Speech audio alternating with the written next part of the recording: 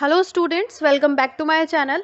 सो friends, यहाँ पर आज हम डिस्कस करने वाले हैं मैथ्स के एग्ज़ाम पैटर्न के बारे में, क्लास 10th के। और ये जो नया सेशन शुरू हुआ है 2020 टू 2021, ये उन स्टूडेंट्स के लिए है। इसमें मैं आपको बताऊंगी कौन कौन से चैप्टर्स जो हैं वो बहुत ज़्यादा इंपॉर्टेंट है और कौन से ऐसे चैप्टर हैं जो रिमूव हो सकते हैं, क्योंकि हमें पता है अच्छे से कि 30% सिलेबस जो है वो रिड्यूस होगा, जिसमें 3 से 4 चैप्टर जो हैं वो हर सब्जेक्ट में कम किए जाएंगे। सो साइंस के बारे में हम ऑलरेडी डिस्कस कर चुके हैं, आज हम मैथ्स की बात करते हैं। तो सबसे पहले हम यहाँ पे यूनिट वाइज वेटेज देख लेते हैं। फर्स्ट यूनिट जो नंबर सिस्टम है वो 6 मार्क्स की है। सो इस वाले यूनिट में एक ही चैप्टर है, रियल नंबर। और ये जो रियल नंबर है ये आप अपनी 9th क्लास में अच्छे से पढ़ चुके हो, रीअकरिंग और नॉन रीअकरिंग। सो सारा जो बेसिक फंडा है, रैशनैलिटी नंबर, इर्रेशनल नंबर, वो सब चीज़ें हैं। तो ये चैप्टर बिल्कुल भी कट नहीं होगा, is just a basic chapter which every student must no.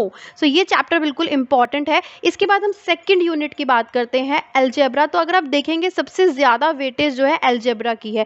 20 marks का जो है अलजेब्रा आने वाला है, जो कि बहुत ज़्यादा इंपॉर्टेंट है। इसमें एक जो चैप्टर है पॉलिनोमियल है, सेकंड चैप्टर जो है pair in linear equation in 2 variable, third chapter है quadratic equations and fourth chapter है अर्थमेटिक प्रोग्रेशन। तो अगर हम बात करें चैप्टर रिमूव होने की, सो अर्थमेटिक प्रोग्रेशन और क्वाड्रेटिक इक्वेशन दोनों में से कोई भी एक चैप्टर जो है रिमूव हो सकता है। शुरू के जो 2 चैप्टर हैं it's just a basic chapter, तो वो चैप्टर पक्का आएंगे।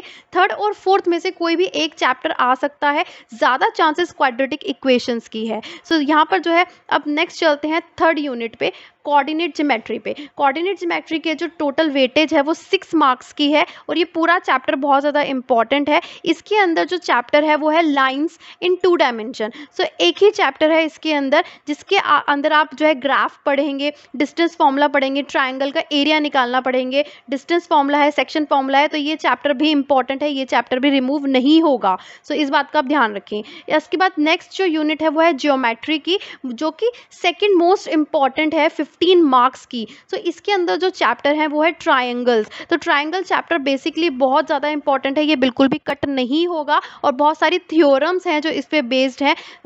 सेकेंड मोस्ट चैप्टर है ज्योमेट्री का सर्कल्स एंड थर्ड है कंस्ट्रक्शन। तो कंस्ट्रक्शन जो है बिल्कुल भी कट नहीं होगा, कंस्ट्रक्शन वाले एक क्वेश्चन पक्का आते ही आते हैं और सर्कल पे भी एक क्वेश्चन जो है बहुत इंपॉर्टेंट बनते हैं। तीनों चैप्टर ज्योमेट्री के बहुत इंपॉर्टेंट है और वेटेज भी बहुत ज़्यादा है।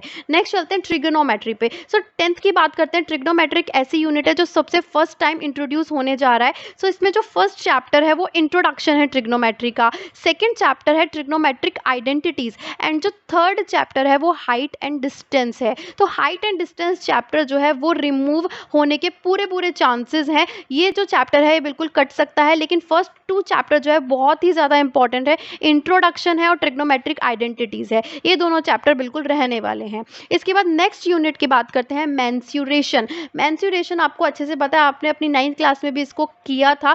10 मार्क्स की मेंसुरेशन आएगी, जिसमें area related to circle, circle के एरियाज जो है उसको फाइंड करने के लिए आएगा। और सेकंड मोस्ट इंपॉर्टेंट चैप्टर है सरफेस एरिया एंड वॉल्यूम, जो आपने 9th में भी पढ़ा था। तो सरफेस एरिया और वॉल्यूम ऐसा चैप्टर है जो कि 100% आता है और बहुत ज़्यादा इंपॉर्टेंट है। तो ये चैप्टर बिल्कुल भी कट नहीं होगा और area related to circle possibility है कि ये शायद कट हो जाए, राइट। इसके बाद नेक्स्ट चलते हैं लास्ट की यूनिट की, जिसमें स्टैटिस्टिक्स एंड प्रोबेबिलिटी है, जो कि 11 मार्क्स की आएगी। स्टैटिस्टिक्स फ्रेंड्स आप 9th क्लास में ऑलरेडी डिस्कस कर चुके हैं हम लोग, जिसमें हमने मीन, मोड, फ्रीक्वेंसी टेबल, इस तरह से जो है टेबल बनाई थी और एक क्वेश्चन जो है इस पे बेस्ड 100% आता है। नेक्स्ट जो चैप्टर है वो प्रोबेबिलिटी का है, ज़्यादा डिफिकल्ट चैप्टर नहीं होता, इजी चैप्टर होता है। तो ये दोनों चैप्टर भी बिल्कुल रहने वाले हैं। 11 मार्क्स की जो स्टैटिस्टिक्स और प्रोबेबिलिटी की ये जो यूनिट है वो एक स्कोरिंग यूनिट है, जिसमें आप ज़्यादा से ज़्यादा स्कोर कर सकते हैं। तो इस तरह से जो टोटल मार्क्स हो जाते हैं वो हो जाते हैं 80। और आपको मैंने बताया था अपनी लास्ट वीडियो में, इंटरनल असेसमेंट जो होता है वो 20 मार्क्स का होता है, जो कंप्लीटली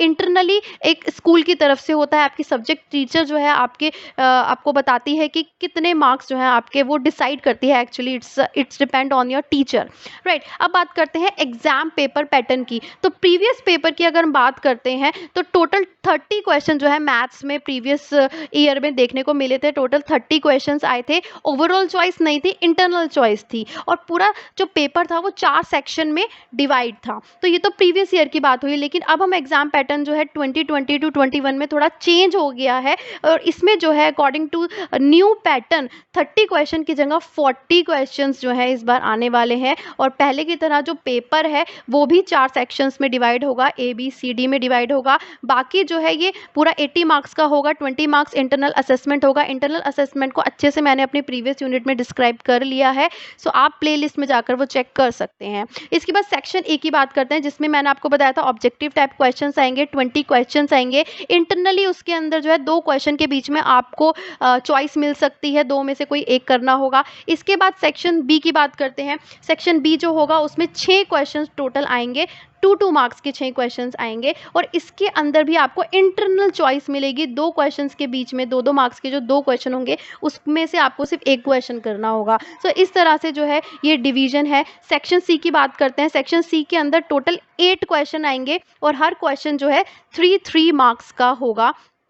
ओवरऑल चॉइस नहीं है, बट इंटरनली सेक्शन के अंदर जो है आपको बहुत सारी चॉइसेस यहाँ पे देखने को मिल रही हैं। सेक्शन सी में आपको 3 क्वेश्चन जो है ऐसे मिलेंगे जिसके अंदर आपको चॉइस देखने को मिलेगी।